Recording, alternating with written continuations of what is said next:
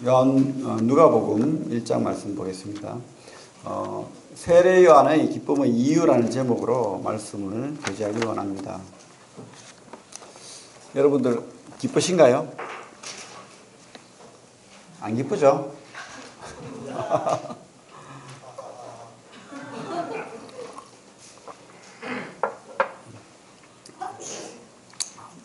기쁠 수도 있고 안 기쁠 수도 있어요. 그죠?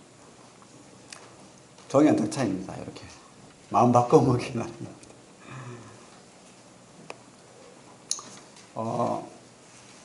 사람들은 행복하기를 원하죠. 기쁘기를 원하고. 목소리 들리나요, 뒤에?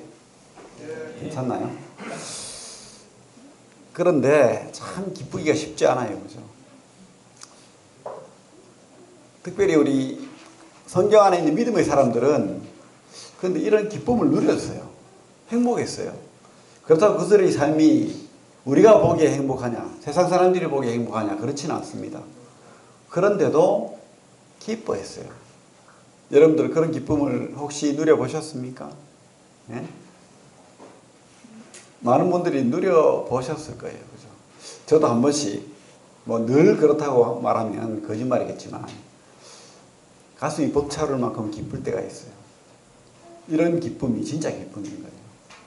이 땅에서 우리가 생각하는 성공하고 또 남들로부터 인정받고 자랑할 수 있고 막 그런 기쁨들이 있지만 그런 기쁨들은 그렇게 오래 가지 않고 또 온전한 게 못 돼요. 진짜 온전한 것은 하나님으로부터 오는 기쁨, 하나님이 우리 내면을 통해서 우러나오게 하는 그 기쁨, 그 희열, 그게 참 기쁨이고 희열이거든요. 그런 기쁨과 희열을 여러분들이 누리길 바라요. 그래서 이런 기쁨, 영적인 기쁨, 성도가 누려야 할 그런 기쁨을 한번 오늘 생각해 봤으면 좋겠습니다. 특별히 세례 요한이 그런 고백을 했어요. 그래서 요한복음 3장에 보면 내가 기뻐하고 기뻐한다. 참 기쁨이 나에게 있다. 이렇게 말씀했거든요. 과연 세례 요한이 누렸던 그 기쁨이 무슨 기쁨인지 한번 우리가 생각해보는 시간 가져보길 원합니다. 우리 누가복음 1장 8절부터 한번 성경 내용을 같이 한번 읽어보고 그렇게 교제하길 원합니다. 1장 8절부터 17절 길지 않으니까 같이 한번 한 목소리로 읽도록 하겠습니다. 시작. 마침 사가랴가 그 반열의 차례대로 하느님 앞에서 제사장의 직무를 행할세 제사장의 전례를 따라 제비를 뽑아 주의 성전에 들어가 분향하고 모든 백성은 그 분향하는 시간에 밖에서 기도하더니 주의 사자가 그에게 나타나 향단 우편에 선지라.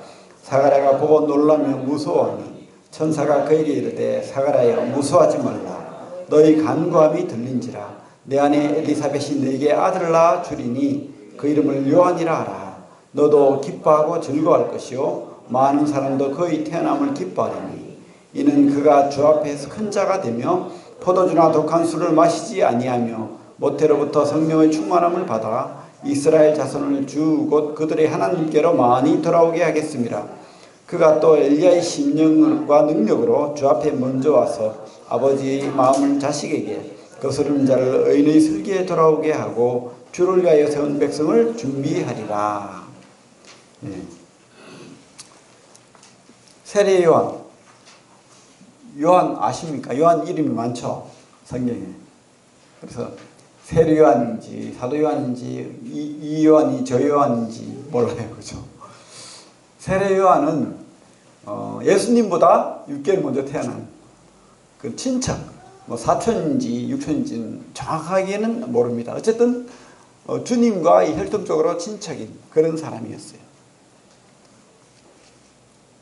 그런데 이분이 참 아주 독특한 캐릭터죠. 아주 독특한. 우리 말라기 4장 예언에 보면 엘리야의 영으로 오시는 분이 그 주님의 그 길을 평탄케 한다, 준비한다는 말이 있거든요. 두려운 날이 이르기 전에 내가 선지자 엘리야를 너에게 보내리니 그가 자녀들의 마음을 돌이키게 한다. 이렇게 말씀하고 있어요. 참 특이한 분이에요. 노년의 사가랴와 엘리사벳을 통해서 태어났습니다. 그런 걸 보면 또 이삭하고 비슷해요. 그죠? 오늘 말씀은 잠시 읽었지만 기도를 했어요. 왜 이분들이 참 성경에 뭐라고 되어 있습니까?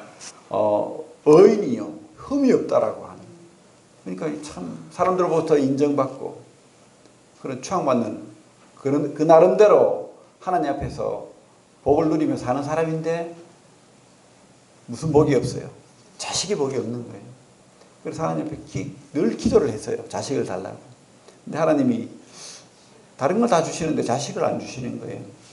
그렇게 이제 포기하고 살다시피 하는데 뒤늦게 하나님께서 내가 자식을 주겠다.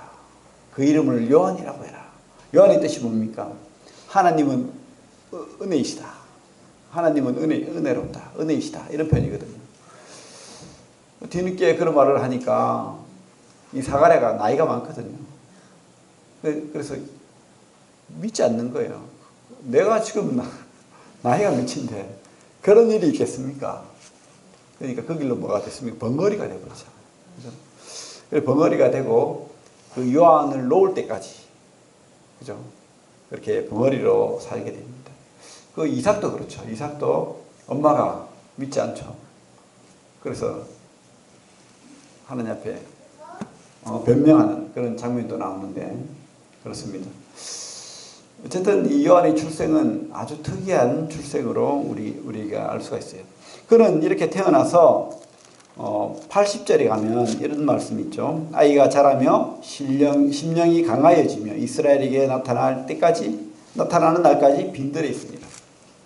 이 사람은 이렇게 사람들과 이렇게 섞여서 이렇게 우리가 누린 이런 것을 누리며 사는 사람이 아니고 광야로 가서 빈들에서 하나님과 교제하며 그렇게 살게 됩니다. 그렇게 자라게 되는 거죠. 아주 미스테리한 인물이 되는 거죠. 그래서 이제 나이가 들어서 어느 순간에 갑자기 예루살렘으로 와서 회개하라, 천국이 가까웠다, 이렇게 외치게 되는 거죠. 그러면서 사람들이 이제 요한을 따르게 됩니다. 많은 사람들이 요한을 막 훌륭하게 보고 그가 혹시 메시아인가 생각도 하면서 많은 제자도 생기고 많은 사람들이 그를 따라다니죠. 그런 놀라운 센세이션을 일으키는 그런 사람이 되는 거예요. 그는 하나님이 약속대로 말씀대로 오신 분이죠. 그죠? 구약에서 신약으로. 그래서 마지막 구약 사람으로 우리가 볼 수 있어요. 신약을 잇는, 구약에서 신약을 잇는 이 세례 요한을 통해서 주님께서 침례를 받잖아요. 그래서 이 사역이 이양되는 구약에서 신약을 잇는 그런 자가 됩니다. 특이하고 아주 미스테리한 메뚜기가 석청을 먹는, 그죠? 그리고 낙타털옷을 입고 그렇게 사는 그런 세상적인 어떤 막 그런 옷을 입고 살지도 않아요. 하나님이 말씀의 약속대로 그 옷을 입고 사는 거죠. 그죠? 엘리야가 그런 옷을 입었거든요. 엘리야가 낙타털옷을 입고 그렇게 살았단 말입니다. 그래서 이 엘리야의 모습대로 이 땅에 온 그런 분이에요. 하지만 엘리야가 온 게 아니죠. 엘리야의 그 마음으로, 그 심정으로 이 땅에 오신 분이다. 우리가 그렇게 이해하면 됩니다. 그러면 우리가 이 세례 요한이, 이 침례 요한이 과연 이 땅에 살면서 기쁨을 누렸는데 과연 어떤 기쁨을 누렸는가? 우리가 성경을 통해서 보면 우리 이렇게 돼 있죠. 14절에 보면 1장 누가복음 1장 14절에 보면 이렇게 되어 있습니다. 너도 기뻐하고 즐거워할 것이요 많은 사람도 그의 태어남을 기뻐하리니 이는 그가 주 앞에 큰 자가 되며 포도주나 독한 술을 마시지 아니하며 모태로부터 성령의 충만함을 받아 이스라엘 자손을 주 곧 그들의 하나님께로 많이 돌아오게 하겠습니다. 이렇게 말씀하고 있습니다. 이 침례 요한, 세례 요한이 누렸던 기쁨은 주 앞에 큰 자가 되는 기쁨이에요. 주 앞에 큰 자가 되는 기쁨. 우리 큰 자가 되면 기쁘겠죠. 지금 곧 얼마 안 있으면 국회의원 선거가 있어요. 그래서 당선되면 너무 기쁘잖아요. 난리가 납니다. 그죠? 잔치가 벌어지고. 그렇습니다. 우리가 사람들로부터 인정받고 큰 자가 된다는 거, 성공한다는 거 참 기쁜 일이에요. 어떤 일을 내가 성취하고 그 일을 사람들이 알아주고 그렇게 한다는 거 기쁜 일이죠. 참 기쁜 일이에요. 하지만 그것은 지나가 버릴 것이고 없어져 버릴 것이고 사라져 버릴 것입니다. 진정한 기쁨, 영원한 기쁨, 완전한 기쁨이 되지 못해요. 하나님께서는 뭐라고 말씀하십니까? 참 기쁨은 주 앞에 큰 자가 되는, 우리가 그런 꿈을 꿔야 돼요. 내가 사람들로부터 큰 자가 되길 바라면 그것은 진짜 기쁨이 되지 못해요. 영원한 기쁨이 되지 못해요. 완전한 기쁨이 되지 못합니다. 진짜 기쁨은 주 앞에서, 하나님 앞에서의 큰 자가 되는 그런 꿈을 꿔야 돼요. 그게 바로 이 세례 요한이 누렸던 기쁨이라는 겁니다. 우리가 이 세례 요한이 주님을 보고는 하나님의 그 성령으로 이 주님을 알아봤잖아요. 그래서 주님을 소개할 때 뭐라고 했냐면은 내가 그의 신들매 끈도 풀기도 합당치 않다 라고 말했어요. 이게 무슨 말이냐면 옛날에 어떤 주인이 이렇게 밖을 돌아다니다가 샌들을 신잖아요. 그 지역에는 날씨가 덥기 때문에 이런 우리 가죽 신발이나 그런 게 아니고 샌들입니다. 없는 사람은 맨발로 다녀요. 그렇게 이제 샌들을 신고 집에 들어오면 먼지투성이거든. 모래, 먼지 막 그런 거죠. 그러면 꽁꽁 묶어놓은 그 샌들을 바로 집에 있는 종이, 그것도 가장 미천하고 그 중에서 레벨이 가장 낮은 그런 종이 와가지고 무릎을 꿇고 샌들을 풀어요. 풀고는 물을 떠와서 발을 씻겨주는 거예요. 그게 바로 가장 미천한 종이 하는 일이에요. 이 침례 요한은 바로 예수님의 형이에요, 사실은. 그죠? 친척입니다. 그런데도 주님을 봤을 때, 그가 주님을 깨달았을 때 바로 이런 고백을 하는 거예요. 내가 그 신들매 끈, 신발끈 풀기도 합당치 않다. 이런 고백을 하는 겁니다. 무릎 꿇고 하는 그 노예보다도 내가 못하다는 거예요. 그런 고백을 하는 겁니다. 요한의 고백이. 바로 이게 바로 요한이 누렸던 기쁨의 정체입니다. 기쁨의 이유예요. 이유. 우리 누가복음 여기 손을 놓고 요한복음을 한번 보겠습니다. 요한복음 3장 말씀을 보면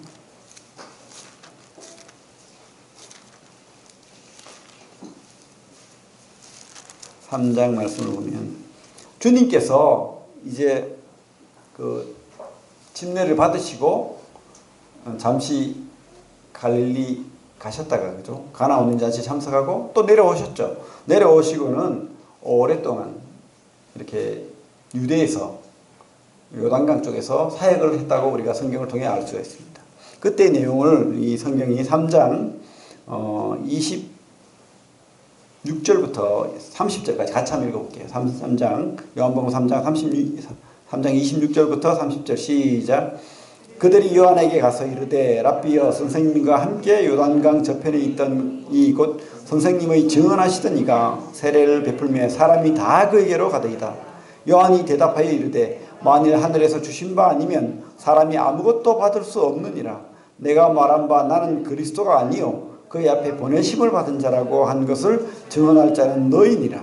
신부를 취하는 자는 신랑이나 서서 신랑의 음성을 듣는 친구가 크게 기뻐하나니 나는 이러한 기쁨으로 충만하였노라. 그는 흥하여야 하겠고 나는 쇠하여야 하리라 하니라. 그렇습니다. 이 당시에 주님도 침례를 받으시고 활동을 하셨고 침례 요한도 이렇게 같은 지역에서 활동을 했어요. 그러면서 회개하라, 천국이 가까웠다. 그러면서 침례를 주는 거죠. 주님 쪽에서도 침례를 주고 이 세례 요한도 침례를 주고 그렇게 하고 있는데 많은 제자들이 이 주님께로 가는 거예요. 사람들이 또 주님께로 가는 거예요. 그러니까 이 충성파들이 침례 요한을 끝까지 따라다니던 이 충성파들이 화가 난 거예요. 왜 다 예수님께로 가는데 당신은 지금 뭐 하고 있습니까? 지금 다 뺏기잖아요. 찾아오셔야죠. 그죠? 여러분들 같으면 그래 큰일 났다 이거. 그래도 내 제자들도 좀 있어야지. 이렇게 해야 되지 않나요? 그런데 이 침례 요한의 고백이 놀랍습니다. 그죠? 나는 그리스도가 아니요. 사람들이 다 그리스도라고 오해하는데 나는 아니라는 거예요. 나는 예수 그리스도를 증거하는 자다. 이렇게 말하는 거예요. 그러면서 신부를 취하는 자는 신랑이 나서서 신랑의 음성을 듣는 친구가 크게 기뻐하나니 나는 이러한 기쁨으로 충만합니다. 나는 모든 사람을 회개케 해서 우리 주님께로 돌리는 사람이야. 그래서 그 침례 요한의 제자들이 자꾸 예수님께 가는 거예요. 요한도 가고 사도 요한도 갔잖아요. 안드레도 가고 베드로도 가고 나다나엘도 가고 그렇게 빌립도 가고 그렇게 하는 거예요. 다 주님께로 이렇게 돌리는 겁니다. 그는 흥하여야겠고 나는 쇠하리라. 이런 고백을 하는 거예요. 나는 아무것도 아니라는 거예요. 나는 그저 이제 이 땅에 구약의 율법에 매여서 구약의 어떤 전통에 매여서 장로들의 유전에 매여서 고통당하는 사람들에게 외식하는 사람들에게 그 마음속에 있는 더러운 것들을 다 내어놓고 하나님 앞에 깨끗한 심령으로 주님께 나아가길 바라는 그런 설교를 하는 거예요. 이 바리새인과 사두개인들에게 이 세례요한이 뭐라고 했어요? 독사들이 자식들아라고 했어요. 욕을 한 거예요. 왜? 그들 외식하거든. 거룩하게 보여요. 금식해요. 율법에 있는 모든 것들을 지켜요. 하지만 그들 마음속에는 낮아진 마음이 없어요. 겸손한 마음이 없어요. 우리가 깨달아야 될 것은 이 침례 요한의 겸손, 진짜 하나님 앞에 낮아짐, 나를 내려놓는 것, 주님의 그 신발 끈 앞에서 무릎 꿇는 그런 자세, 그게 필요한데 사람들은 그게 아니에요. 그렇게 하면 주님을 받아들일 수 없고 깨달을 수가 없어요. 믿을 수 없는 거야. 그래서 이 세례 요한이 외치고 다니는 것은 바로 그거예요. 회개하라. 너희 심중에 있는 그런 어리석고 미련한 것들, 너희 자아로 가득 찬 것들, 교만한 너를 자랑하고 싶은 그런 모든 것들, 그 죄들을 다 내려놓고 비우고 오직 주님을 만나야 된다. 이 침례 요한이 그런 마음을 가진 거예요. 겸손한 마음. 비천한 노예와 같은 그런 겸손한 마음. 바로 이 마음을 지금 침례 요한이 가지고 있는 거예요. 그것이 바로 침례 요한이 누렸던 기쁨이에요. 그가 누렸던 기쁨. 그죠? 겸손함. 나를 위한 삶이 기쁨이 아닙니다. 주님을 세우고 주님을 위하는 삶. 그래서 우리가 주인 되어 사는 삶이 결코 행복하지 않습니다. 내가 주인 되어 섰다는 삶이 행복하지 않습니다. 진짜 그 기쁨을 누려야 돼요. 영적인 기쁨을 누려야 됩니다. 주님을 높이는 기쁨, 영원한 기쁨. 그래서 우리 세례 요한이 이렇게 말하잖아요. 그는 흥하여야겠고 나는 쇠하리라. 우리가 주님이 높아지고 침례 요한이 낮아지면 그것이 우리에게 불행이 되느냐. 그 성경 그렇게 말하지 않아요. 그것이 기쁨이라는 거예요. 하나님께서 우리에게 주고 싶은 기쁨은 바로 이런 기쁨을 누리길 바라는 겁니다. 우리가 낮아지더라도 주님이 높여주실 거예요. 그것을 믿으시기 바랍니다. 침례 요한은 바로 이런 기쁨을 누리는 사람이에요. 누린 사람. 영원한 기쁨이죠, 이게. 우리가 잠시, 그죠? 껍데기에는 사탕을 바르고 그 안에 독이 있는 그런 세상의 기쁨. 잠시는 닿을지 모르겠지만 우리를 무너뜨리고 괴롭게 하고 슬프게 하고 죽이는 그런 기쁨을 우리가 찾으면 안 됩니다. 침례 요한이 누렸던 기쁨. 그죠? 요한의 제자들은 그걸 깨닫지 못하죠. 주님을 아직 깨닫지 못했어요. 그래서 막 항의를 하는 거예요. 당신이 메시아고 나는 당신의 제자로서 이렇게 있고 당신이 높아져야 나도 높아지고 똑같아요. 바리새인과. 그런 기쁨은 의미 없는 겁니다. 진짜 기쁨. 우리 주님을 높이는 기쁨. 주님이 우리 모든 것이 되는 기쁨. 그런 기쁨을 누리는 분들이 다 되시길 바랍니다. 이걸 깨달아야 돼요. 진짜. 그래야 우리가 행복하게 살 수 있어요. 안 그러면요, 계속 불안해요. 롤러코스터 타는 거예요. 좋았다 말았다 막 계속. 물론 이 땅의 삶이 우리가 신이 아니기 때문에 항상 엘리야도 그랬잖아요. 하나님 일을 하려고 하다가 이세벨이 죽이려고 하니까 또 우울해서 이렇게 한 적이 있지만, 그러나 우리가 진짜 깨닫는다면, 주님을 깨닫고 주님의 뜻을 깨닫는다면 우리가 우울해할 필요가 없죠. 주님이 주시는 그 영적인 기쁨은 바로 우리 주님이 높아지시는 데 있다는 것. 그것을 추구하는 삶을 사시길 바랍니다. 다시 누가복음으로 오면 주님께서는 세례요한은 어떤 기쁨을 누렸냐면 포도주나 독한 술을 마시지 아니하며, 그죠? 그는 나실인으로 그렇게 태어난 거예요. 나실인이 뭡니까? 구약에 나실인이라면 누가 생각나죠? 삼손이 안 한 게 뭡니까? 포도주와 독주를 마시지 않고, 또 시체와 부정한 것을 만지지 않고, 또 머리를 자르지 않았죠. 그런 게 나실인이죠. 그래요. 이 구별되는 기쁨을 우리가 누려야 돼요. 세상과. 바리새인이라는 뜻이 뭡니까? 바리새. 네? 구별된 자라는 뜻이거든. 근데 그들이 구별된 자라는 뜻은 자랑하는 거예요. 나는 너하고 달라. 근데 그 속에는 시커먼 게 들어앉아 있잖아요. 하나님보다는 나를 드러내는 그런 구별된 삶이거든. 그런 거 말고, 나를 자랑하는 그런 거 말고, 진정으로 하나님 앞에서 구별된 도구, 구별된 그릇으로 깨끗하게 씻겨진 사람. 그죠? 그런 사람. 내가 막 우쭐대고 내가 주인 되어서 막 앞을 나서고 막 이런 게 아니고, 깨끗한 도구로서의 그릇, 그런 그릇으로 깨끗하게 씻겨진, 설거지된 그런 사람. 그죠? 그런 사람으로 지금 살았다. 광야에서 하나님과 교제하면서 이 세상과 구별된 삶. 그러니까 그런 삶을 살아야 돼요. 그런 삶을 살기 위해서 어떻게 살아야 되느냐? 내 속에 하나님으로 가득 차야 돼요. 내 속에 주님이 계셔야 돼요. 내 속에 막 세상적인 꿈으로 가득 차 있고, 물론 이 땅에서의 꿈을 꿀 수 있습니다. 하지만 그 꿈도 먼저 그의 나라와 그의 일을 구하고 하나님의 영광이 내 속에, 내 영광을 위해 내가 하겠다는 그런 목적이 뚜렷해야 돼요. 목적 없이 그저 그냥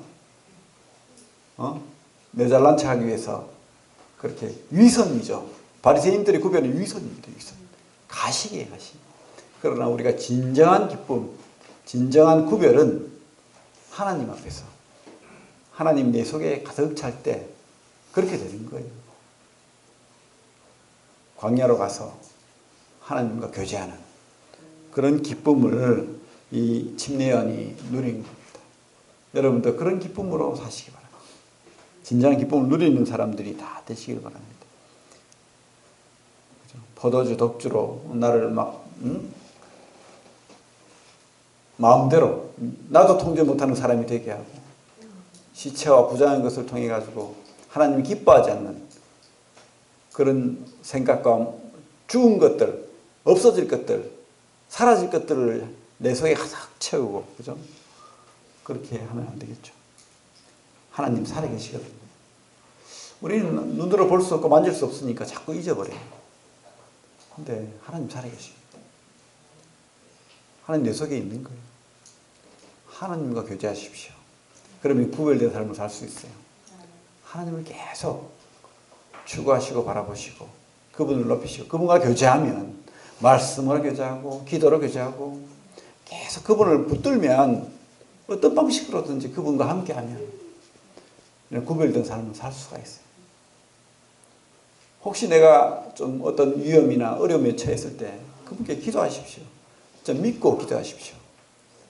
그러면 하나님께서 지켜주십니다. 살아계십니다. 이런 말하는 저도 간혹 하나님이 살아계심을 희미해질 때가 있거든. 그러면 온갖 생각들이 막 마귀가요, 제 생각들을 막 이렇게 어지럽히는 거예요. 그럴 때가 많습니다.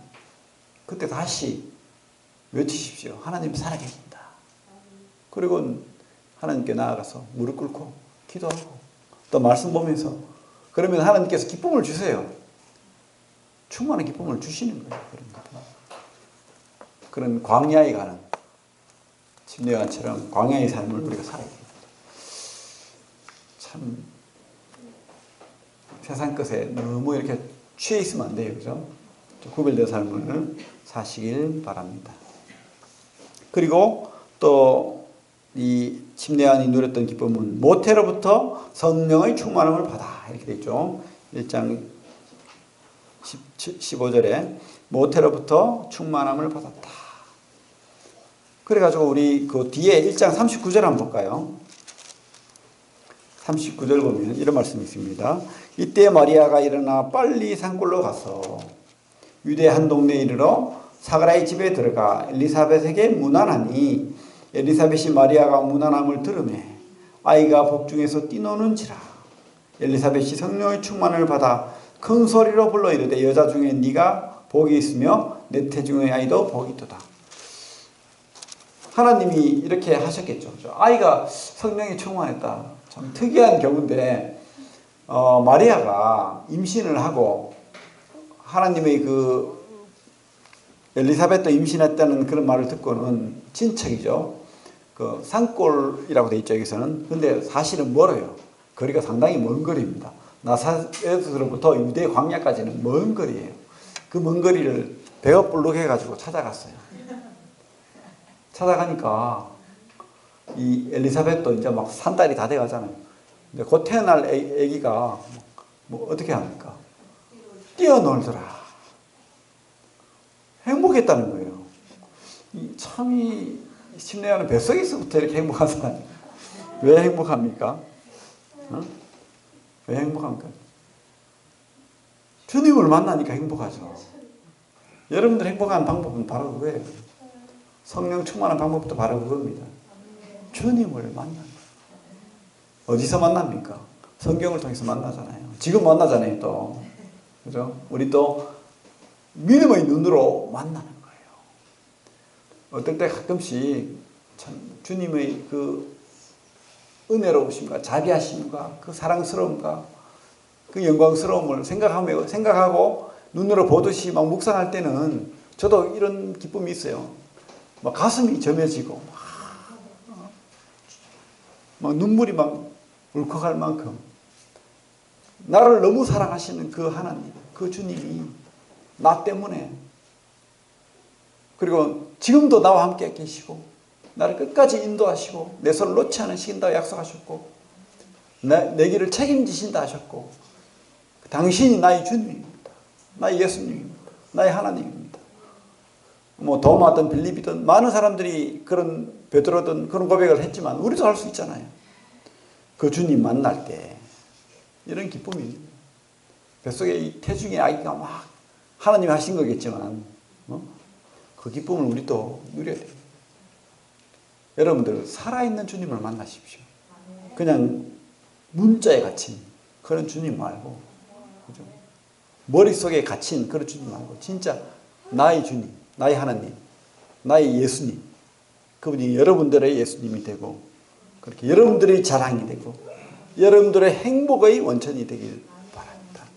그래서 이 침례요한처럼 뱃속에서부터 깊은 성령 충만한 그런 사람들이 다 되기를 바랍니다. 그래서 올 한 해도 이런 기쁨으로 살아야 되겠죠. 우리가 좀 기쁘고 행복해야 전할 수 있어요. 그게 전해지거든. 맨날 쪼그라지고 인상 구부리고 막 이렇게 그러면 뭘 보고 교회 나오고 싶겠어요. 그죠? 참 하나님 때문에 기쁜 사람, 우리 주님 때문에 특별히 행복한 사람 되시길 바랍니다.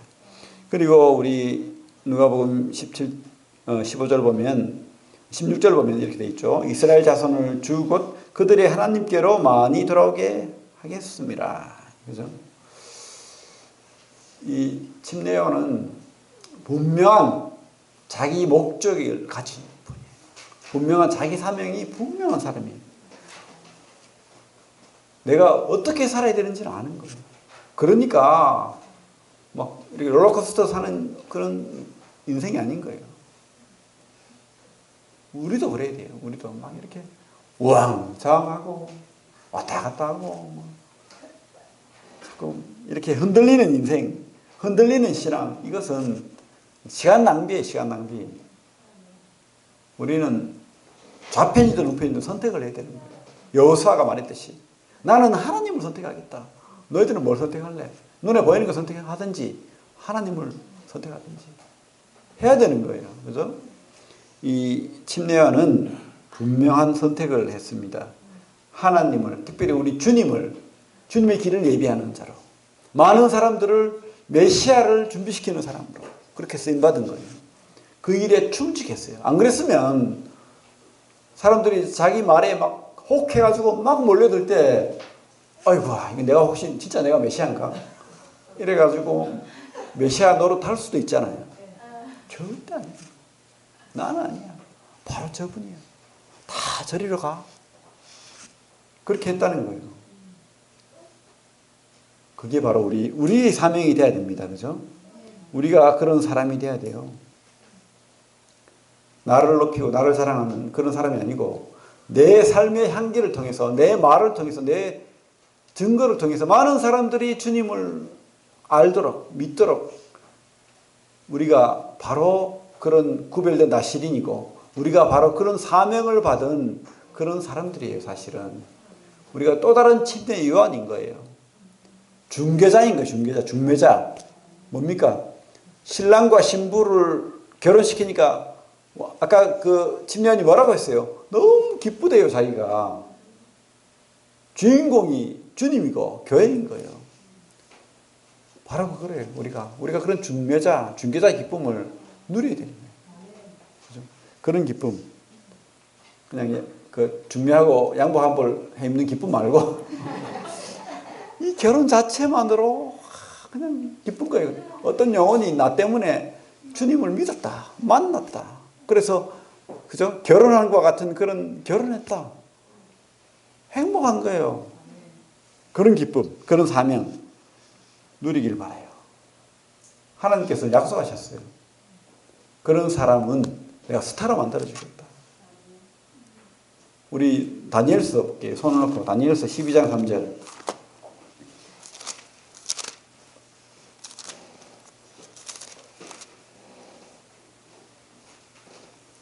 같이 한번 읽어보겠습니다. 다니엘 12장 3절. 구약 1255페이지. 시작.